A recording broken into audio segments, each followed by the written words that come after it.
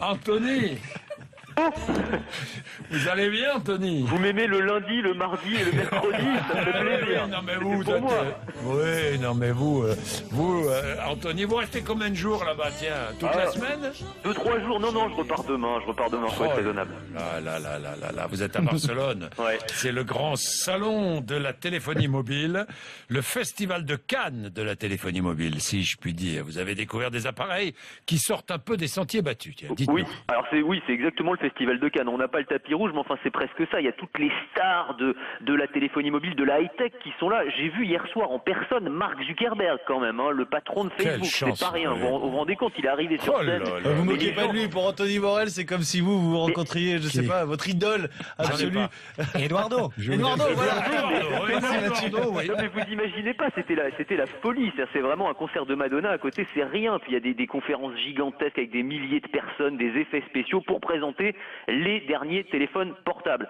Alors dans les nouveautés un petit peu intéressantes, bizarrement d'ailleurs c'est pas forcément sur les stands des géants qu'on les voit, mais il y a des petits acteurs beaucoup moins connus. Alors par exemple on a des téléphones modulaires, des téléphones dont on va pouvoir changer les pièces tout seul, on va pouvoir les réparer tout seul aussi facilement que si c'était des briques de Lego. Donc on va pouvoir changer l'écran, changer la batterie extrêmement facilement, comme ça on n'a plus besoin de changer de téléphone au moindre problème, on va pouvoir bricoler tout seul.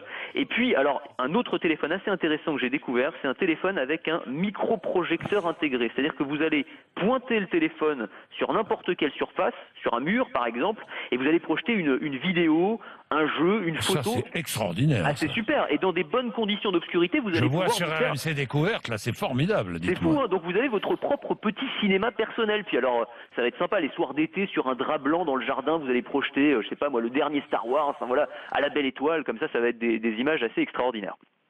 Bien, vous avez aussi un téléphone étanche pour nous. Ah oui, alors c'est ça, c'est la grande tendance, ça, les téléphones étanches, donc on les trempe dans l'eau, il y en a même un, on peut le laver au savon, donc on le passe sous le robinet. Ça c'est pas mal, ça. Avec du savon de Marseille. Les écrans sont toujours sales, les téléphones sont toujours sales. Eh oui, c'est beaucoup plus sale qu'une cuvette de toilette, vous savez, les téléphones, hein, donc c'est important de les laver régulièrement. Celui-là, pas de problème, hein, vous le passez au liquide vaisselle ou au savon et ça passe tout à fait tranquillement. Alors, il n'y a pas que les téléphones, il y a aussi les réseaux qui vont avec, les connexions toujours plus rapides. On s'était à peine habitué à la 4G, enfin habitué.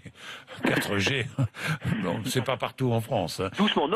Qu'arrive la 5G. Oui, vous avez raison. Il y en a qui sont encore à la 3G, d'autres à la 4G. Là, on parle déjà de la 5G. D'autres à rien du tout, même. D'autres à rien du tout. Mais enfin, la 5G, ça va arriver commercialement à l'horizon 2020, c'est ce qu'on nous dit. Et la 5G, ça va être des débits qui sont 10 à 100 fois supérieurs à ceux qu'on a aujourd'hui sur son téléphone portable. Alors, ça va permettre plein de choses. C'est des débits incroyables. Ça veut dire qu'on va pouvoir télécharger un film en moins d'une seconde sur son téléphone portable. Bon voilà, ça améliore des choses qu'on sait déjà faire. Et puis on peut imaginer des nouveaux usages. Par exemple, on va pouvoir communiquer en hologramme. Vous voyez ce que c'est les hologrammes? C'est comme dans Star Wars, c'est-à-dire on va avoir son interlocuteur, on a l'impression qu'il jaillit de l'écran du téléphone et on a l'impression de l'avoir physiquement en face de nous. C'est très spectaculaire, c'est une technologie alors qui existe déjà, mais sauf que les débits d'aujourd'hui ne permettent pas qu'elle soit viable. Et avec cette technologie, avec la 5G, eh bien on pourra discuter comme ça en hologramme, comme dans un film de science-fiction. Ça va être assez dingue, hein. Et ça va permettre aussi, alors de façon beaucoup plus terre à terre, de se connecter beaucoup plus facilement quand on est dans des endroits très très denses. Par exemple, quand on est dans un stade, qu'on veut envoyer une photo, aujourd'hui c'est pas forcément simple. Avec la 5G ce sera possible. Alors ça va demander des très gros investissements évidemment, y compris pour le consommateur, hein, parce qu'évidemment les téléphones d'aujourd'hui ne seront pas compatibles avec la 5G, donc il faudra remplacer, etc. Et encore acheter un nouveau smartphone. Merci Anthony Morel, merci.